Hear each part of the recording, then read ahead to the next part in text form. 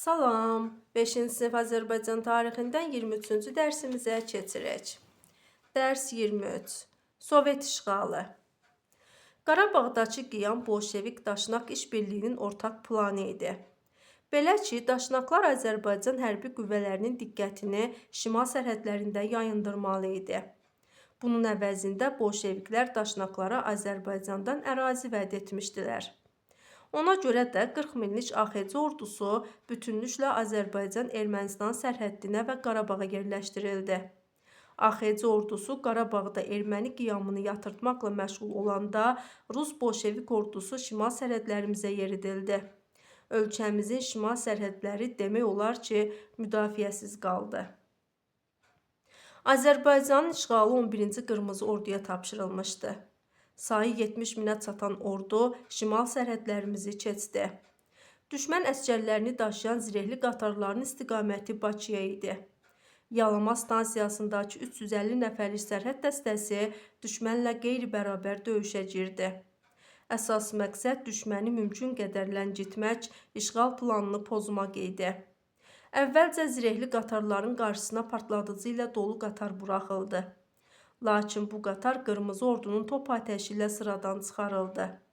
Sonra stansiyadakı dəstəmiz bolşeviklərə hücum etdi. Üstün qüvvələrlə döyüşdə sərhəd dəstəsinin bütün üzvləri qəhrəmancasına həlak oldular. Qarşı tərəf də ciddi itkilər vermiş, hücumları bir neçə saat ləngimişdi. Bunu bilmək maraqlıdır. Rusiya ilə AXC-nin şimal sərhədi Samur çayı idi. Bolşevik ordusu çayın o tərəfində Azərbaycanı işğal etməyə hazır dayanmışdı. Lakin bunu hiss etdirmək istəmirdilər.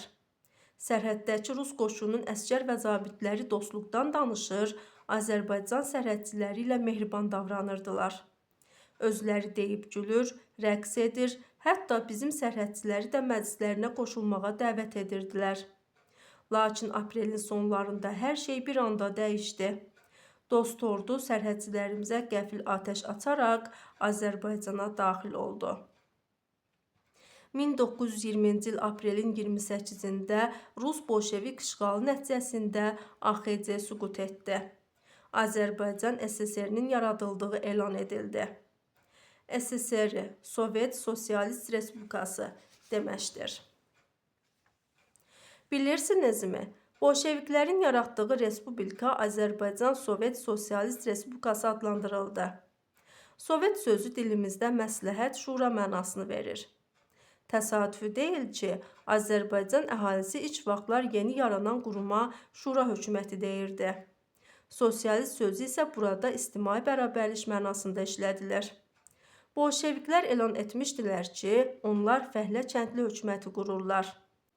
Fəhlə kəndli əməyini təsvir edən oraq və çəkic Azərbaycan SSR-nin bayrağında öz əksini tapmışdı. Azərbaycan SSR-ni yaradanlar xüsusi mülkiyyətin əleyhinə edilər. Bolşeviklər torpağı olanları fabrik-zavod sahiblərini düşmən hesab edirdilər. 1920-1930-cu illərdə əhalinin varlı hissəsi, həmçinin bəy və ağalar ya məhv edildi, ya da sərvətləri əllərindən alındı. Sağ qalanlar ölkə xaricinə, xüsusilə qardaş Türkiyəyə sığındılar. Onların çoxu bir daha vətənə qayıda bilmədi. AXC dövlət orqanlarında çalışanların bir qismi güllələndi. Digərləri həbs edilərək Rusiyanın ucqar adalarına, Sibirə sürgün edildilər. Sərt iqlim şəraitində ağır işlərə məcbur edilən bu şəxslərdən də geri dönəni olmamışdı. Bolşeviklər din xadimlərinə də acımadılar. Onlar bütün dinləri əfsanə hesab edirdilər. Məscidlər, kilsələr ya dağıdıldı, ya da anbarlara, kitabxanalara çevrildi. Azərbaycana münasibətdə bolşeviklərin siyasəti Rusiya imperiyasından o qədər də fərqlənmirdi. Sərvətlərimiz, yəni neft, pambıq, taxıl və s. Rusiyaya daşınmağa başlandı. Güya müstəqil olan Azərbaycan SSR-nin bütün xarici ticarəti də Moskvanın nəzarətinə keçdi. Moskva, Sovet Rusiyasının, sonralar isə SSR-nin paytaxtı olmuş şəhərdir. Qərarlar və qanunlar da oradan verilirdi. Az sonra keçmiş Rusiya imperiyası ərazisində yaradılan bu tipli müstəqil respublikalar SSR-də birləşdirildi. Azərbaycan yenidən Rusiyanın əyaləti oldu. Sovet rejiminə qarşı üsyanlar. Azadlığın itirilməsi, bolşeviklərin törətdikləri qırğın və talanlar üsyanlara səbəb oldu. Azərbaycanın hər yerini xalq hərəkatı bürüdü. Onların içərisində Gəncə üsyanı xüsusilə seçilirdi. 1920-ci ilin mayın sonlarında buradakı milli ordunun hissələri bolşeviklərə qarşı üsyana qalxdı. Ətraf ərazilərdən də vətənpərvər insanlar Gəncə üsyanına qoşulmuşdu.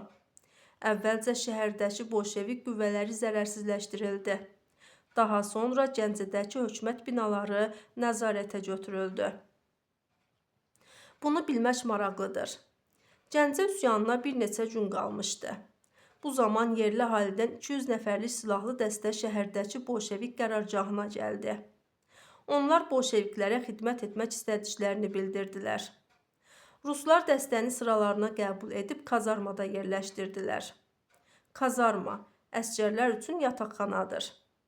Əslində, bu 200 nəfər Azərbaycanın azadlığı və müstəqilliyi uğrunda canlarından keçməyə hazır olan fədai dəstə idi. Gəncə üsyanı başlayan kimi onlar qırmızıların hərbi qüvvələrini tərk silah etdilər. Gəncədəki vəziyyət bolşevikləri qorxuya saldı. Dərhal şəhərə əlavə ordu hissələri göndərildi. Milli ordunun Gəncədəki hissələri əks hücuma keçərək düşmənə ağır zərbələr endirdi. Mülki əhali də əsgərlərlə çiyin-çiyinə döyüşürdü.